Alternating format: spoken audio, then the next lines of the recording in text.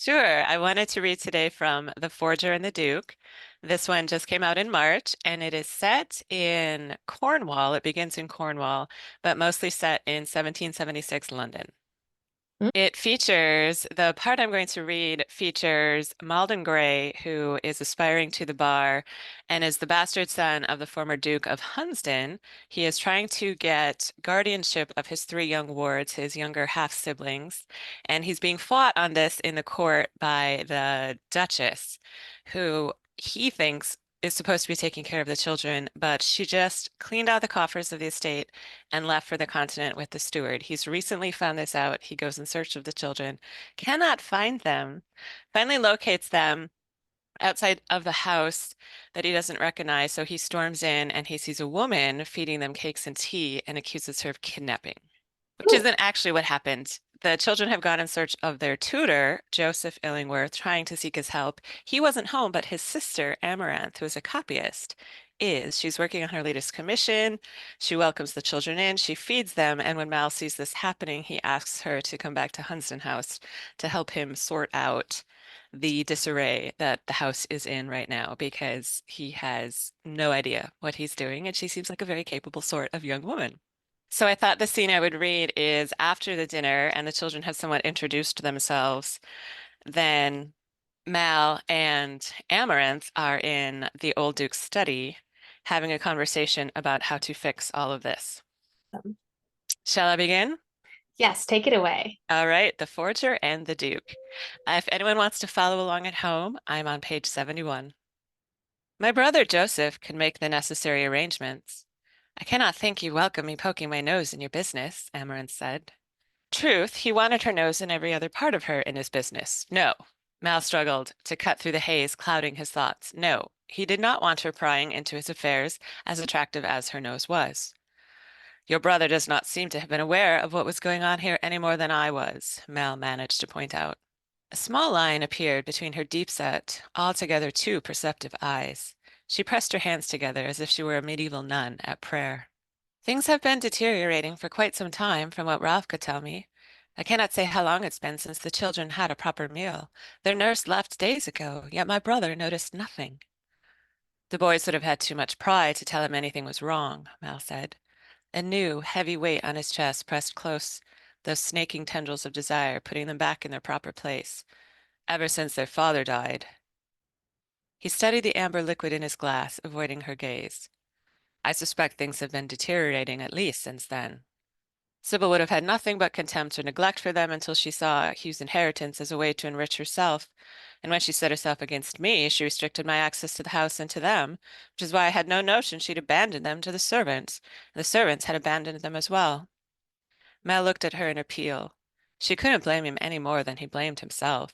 He'd gotten so caught up in his own concerns that he neglected to look in on the children he meant to make his wards, children who shared his blood. He saw no contempt in her expression, only a look of puzzlement as she studied his features. He was your father, too, she observed. You must feel his loss in some way. Mel upended the last of his brandy. I feel the loss of his attempting to make up for the circumstances of my birth with his money, he said shortly. His passing brought a period to a bitter life that in the end descended to madness. It was a relief, if you must know. He was never a happy man. He told me once, in a maudlin fit, that my mother was the only person he ever loved, and when his father forced them apart, his life held no real satisfaction for him thereafter. That is a heavy burden for him to lay upon you, she said quietly. Mel stared at the leather surface of the table, marked with small cuts and tobacco stains. Miss Illingworth was alarmingly easy to confide in. No wonder the children had unburdened themselves to her at once, when they came to enlist the aid of her brother and found him not at home. And why had they not come to Mal? That omission stung more than being left without the funds to support them, or himself. She picked up a small portrait that sat on a delicate table placed between two chairs. The face of a hauntingly lovely woman with delicate features and clouds of hair stared distantly from the frame. Mal stared back. His mother had always been half angel to him, fragile and luminous from the illness that eventually claimed her life. All the times his father had called him into this study for a raking over about his wild ways and unknown future, Mal had never seen the sketch. He wondered who had done it and when. Was this her? Amaranth asked. I see a resemblance. Yes, that was my mother. Marguerite. She startled and nearly dropped the silver frame. Her fingers were graceful but strong, like the rest of her, with ink staining the tips and a streak of gold along her thumb. Was she have styled herself Lady Verney by any chance? A light blush touched her cheek as he stared at her. I came across a book once with the name Marguerite Lady Verney inscribed in it, and I was curious about her. I'm sorry to pry. Where did you find this book? It was an old manuscript in my place I lived for a time, in Cornwall. I don't know where it is now. Her eyes fell, but not before he glimpsed the shadow that crossed her expression. So many things she was hiding from him, but he was caught in the sweep of her eyelashes as she studied the table.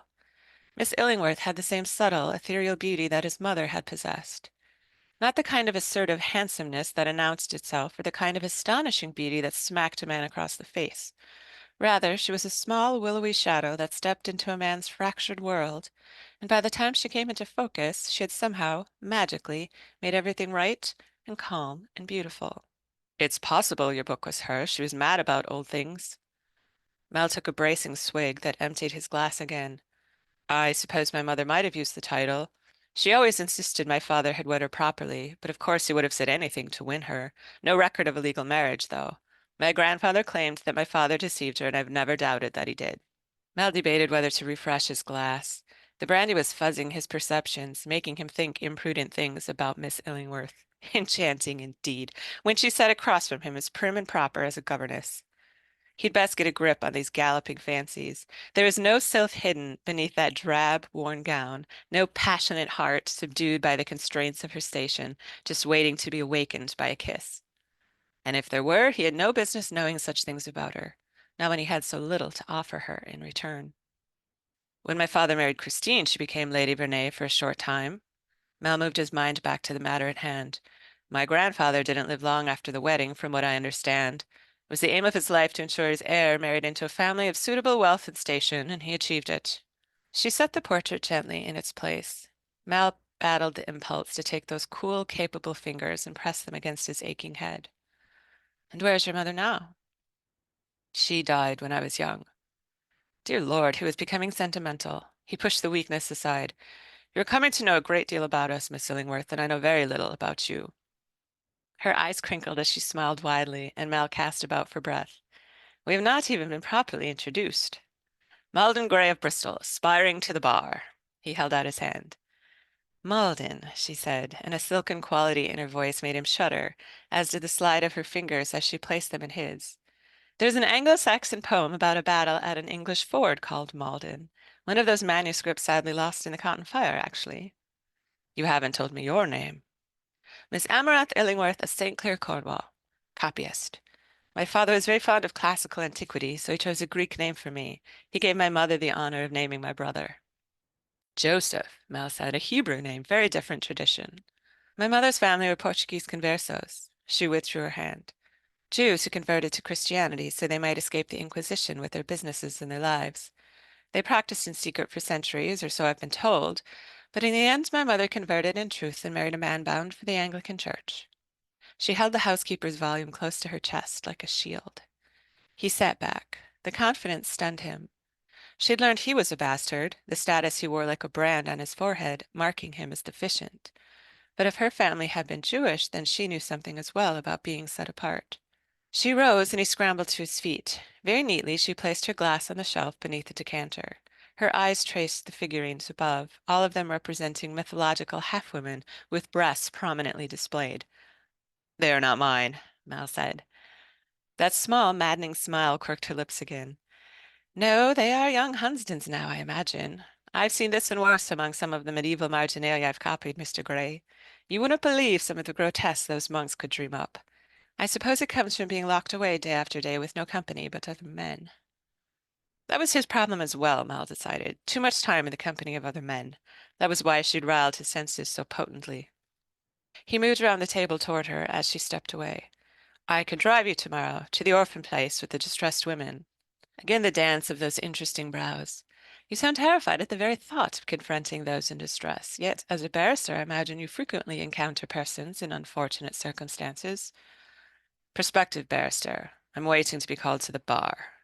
He hated appearing so helpless, so insufficient around her. A woman could not desire a man she pitied. What time shall I bring the carriage round? She hesitated, and her face went studiously blank. A slither across the back of his neck told him this was the expression she wore when she was withholding something. He was beginning to recognize it. Edie made up a room for me here, she said. Do you mind? Of course not. There are dozens of rooms. Or so he thought. Hunsdon House was not his, as nothing about the Hunsdon estate was to be his, not even the family name, and so he'd never let much of it occupy his attention. He wondered which room Miss Amaranthe Illingworth would select for her own. Did she see her silk smooth skin as best set off by the draperies in the blue room? Would she choose the oriental patterns of the jade room? Or would she, like an empress of old, demand the royal purple? He imagined her nearby in the house, going about her nightly routine, taking down her hair, drawing off her prim robe, perhaps splashing water onto her face that would run down that softly stirred neck to the collarbones hidden beneath, and he'd best stop imagining Miss Illingworth at her ablutions. He was about to embarrass himself. Till tomorrow, then, Miss Illingworth. Had she said he could call her Amaranth? He wanted to roll the name over his tongue. It was exotic, yet robust, a name with command and presence, much like the woman. Good Lord, that brandy has turned his wits. He was behaving like a moonstruck calf, no worse. Till tomorrow, she said softly, and her gaze held his. The flickering candlelight brought out violet shadows in her eyes, and all the air left Mal's body. He wanted to be found worthy of that calm, assessing gaze. There was no way she would ever find him worthy. The door shut behind her, and Mal smacked a hand to his head to clear it. He'd best bring himself in order. They had business to conduct, problems to solve. She had secrets he wanted very much to discover. He had gotten his first good look at Miss Amaranthe Illingworth. He wanted a second and a third.